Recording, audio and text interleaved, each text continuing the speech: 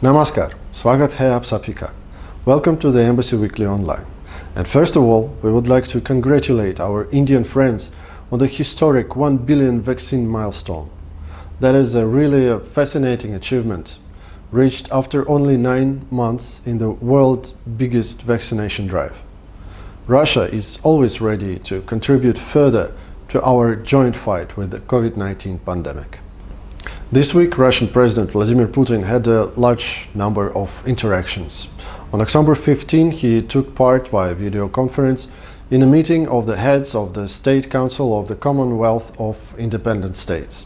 The leaders summed up the main results of multilateral cooperation within the CIS, reviewed the prospects for its further development, and exchanged views on current international and regional issues.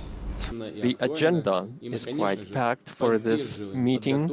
Of course, we support the initiatives prepared by Belarusian colleagues, including the statement on the 30th anniversary of the CIS, summing up the main results achieved by the CIS and setting out the main goals for the future. Over these past 30 years, the CIS has gone a long way and has established itself as a major regional integration structure, and within it, countries are guided by the principles of good neighborly relations, mutual benefit, and equality. But the most important thing is that thanks to the CIS, we have been able to preserve and, in some areas, even develop our cooperation in the economy, in culture, in humanitarian affairs, and social affairs. On October 21, Vladimir Putin made quite strong comments regarding current global developments during a plenary session of the 18th annual meeting of the Valdai International Discussion Club. The crisis that we're dealing with is a conceptual one. It's of civilizational nature. This is a crisis of approach, a crisis of principles that define the existence of humanity on this planet. I think that we need to fight for certain values, fight with all our might. Over 3 decades ago, humanity entered a new period when conditions were created to stop an ideological and political fight. After the end of the Cold War, some countries, some parts of the world felt that they were winners. They felt that they have reached the proverbial Olympus.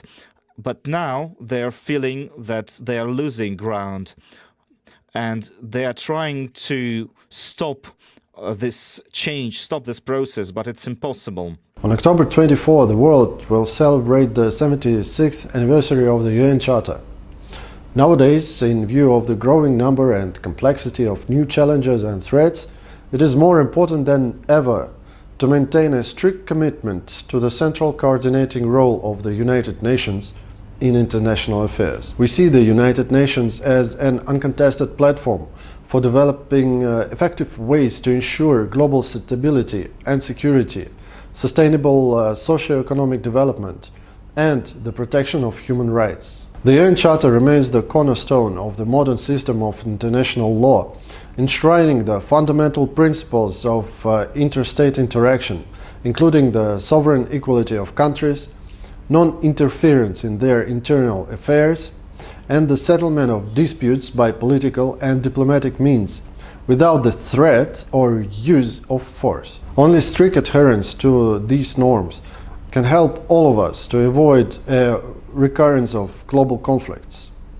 Russia, as a permanent member of the UN Security Council and the state that stood at the origins of the United Nations, together with India and other states, will continue the efforts to strengthen the authority and increase the potential of the organization. Mostly because UN Charter is our rules. Sanyukt Rashtar Adhikarpatr Hamare Niyam hai. Follow our social media accounts for the special flash mob on the occasion.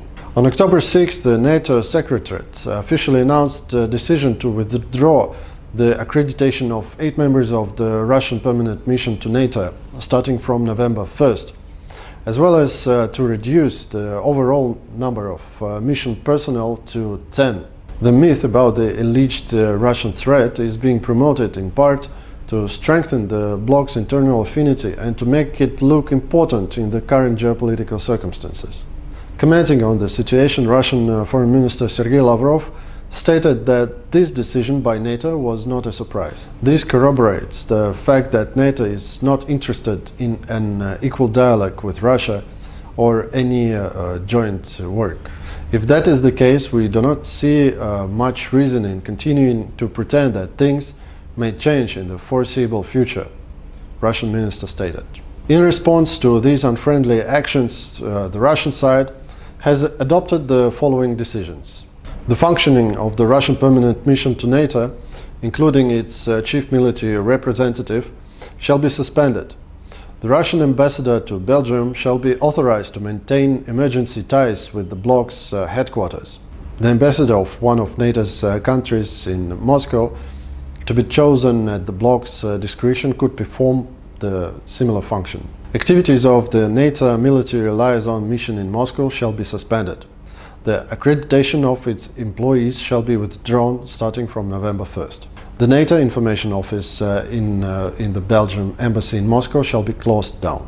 On October 20th, Moscow hosted the third meeting of the Moscow format on Afghanistan, with the participation of representatives from Russia, China, Pakistan, Iran, India, Kazakhstan, Kyrgyzstan, Tajikistan, Turkmenistan and Uzbekistan, as well as a delegation of the Taliban movement. We must support the Afghani people.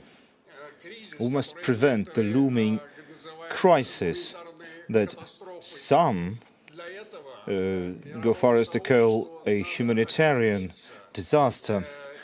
The international community must come together and refrain from being biased.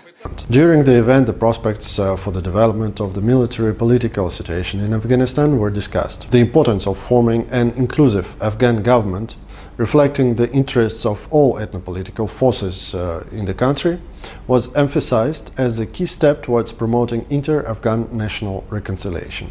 A concern was expressed about the manifestation of the activity of international terrorist organizations in Afghanistan, primarily ISIS. The sides reaffirmed their determination to continue rendering assistance to ensure peace and security in Afghanistan and the region. In his address, Russian Foreign Minister Sergei Lavrov noted that Russia attaches great importance to the activities of this mechanism and consider it as the most relevant one in terms of developing regional consensus and a common understanding of how the situation in Afghanistan and around it would unfold. The major undeniable advantage of the Moscow consultations is that they bring together Afghanistan, all of its neighboring countries and other influential countries of the region without exception, noted the minister. On October 15-16, the 7th World Congress of Russian compatriots living abroad was held in Moscow.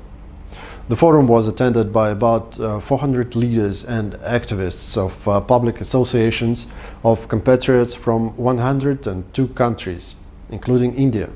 In his message to the forum participants, President of the Russian Federation Vladimir Putin noted that this year's Congress is of particular importance, as it is the first such event after introduction of a provision into the Constitution of the Russian Federation on the protection of the rights of compatriots, on the preservation of the all-Russian cultural identity.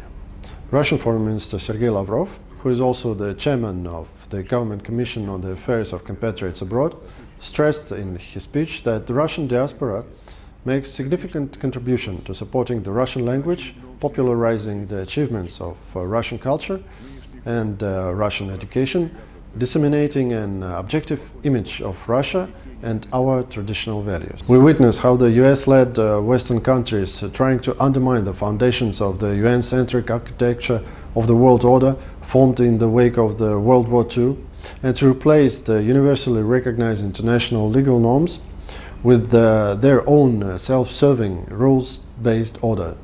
Our Western colleagues are openly unhappy to see Russia's stable development and its positions in the international arena becoming stronger. However, our detractors' efforts to drive a wedge between our compatriots or to erode their identity and pit them against historical Russia are futile.